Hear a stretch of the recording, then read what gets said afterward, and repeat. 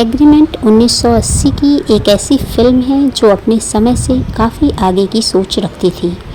यह महिला सशक्तिकरण और विवाह के पारंपरिक ढांचे को चुनौती देने वाली एक लाइट हार्टेड कॉमेडी ड्रामा है।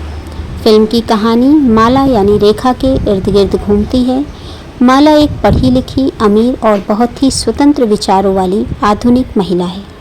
उसे शादी की पारंपरिक व्यवस्था पर बिल्कुल भरोसा नहीं है, जहां पत्नी को पति के अधीन रहना पड़ता है। दूसरी तरफ उसके चाचा यानी उत्पल दत्त चाहते हैं कि वह शादी करके सेटल हो जाए। माला उनके सामने एक शर्त रखती है कि वह शादी तो करेगी, लेकिन एक एग्रीमेंट यानी करार के आधार पर।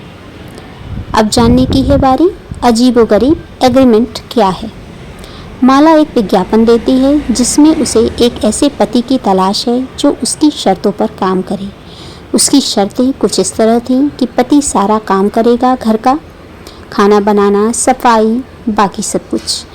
वह माला के फैसलों में कोई भी दखल नहीं देगा, और भी कई सारी शर्तें। और यह शादी केवल 1 साल के लिए होगी। अगर माला को लगा कि वह खुश है तो इसे आगे बढ़ाया जाएगा। यहीं पर एंट्री होती है शेखर यानी शैलेंद्र सिंह की। शेखर एक सीधा साधा लड़का है जिसे पैसों की सख्त ज़रूरत है, और वो उत्पल दत्त यानी उनके चाचा, माला के चाचा के दोस्त का बेटा है। उत्पल दत्त जी के कहने पर वो शादी के लिए राजी हो जाता है। वह इस अजीबोगरीब एग्रीमेंट को मान लेता है और माला और शेखर की शादी हो जाती है। अब जानते हैं शादी के बाद क्या हुआ। शादी के बाद माला शेखर के साथ एक नौकर जैसा व्यवहार करती है। वह उसे नीचा दिखाने का मौका नहीं छोड़ती। शेखर चुपचाप घर के सारे काम करता है, झाड़ू मारना, खाना पकाना और माला की सहेलियों की सेवा करना। असरानी और अरुणा ईरानी फिल्म में कॉमिक रिलीफ और शेखर के दोस्तों की भूमिका में है, जो स्थिति को और भी मज़ेदार और कभी कभी पेचीदा बना देते हैं। जैसे जैसे समय बीतता है, माला को एहसास होने लगता है कि शेखर कोई साधारण लालची व्यक्ति नहीं है। शेखर अपनी शालीनता, धैर्य और देखभाल करने वाले स्वभाव से धीरे धीरे माला का दिल जीतने लगता है। माला को अपनी गलती का एहसास होता है और वह एक इंसान की भावनाओं के साथ कॉन्ट्रैक्ट का खेल खेल रही थी। क्लाइमेक्स के बारे में जानते हैं। फिल्म का क्लाइमेक्स काफ़ी भावनात्मक है।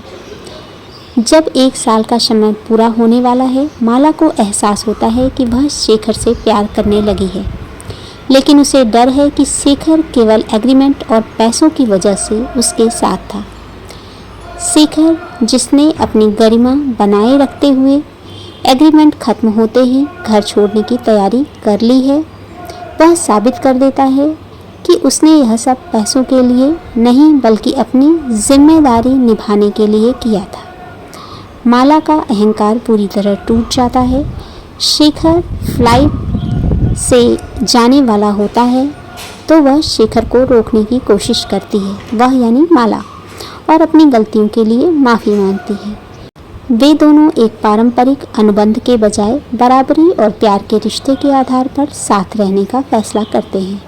उत्पल दत्त जी यानी माला के चाचा इस बदलाव को देखकर बहुत खुश होते हैं, और यह फिल्म दिखाती है कि रिश्ता कागजों या शर्तों से नहीं चलता बल्कि आपसी सम्मान से चलता है।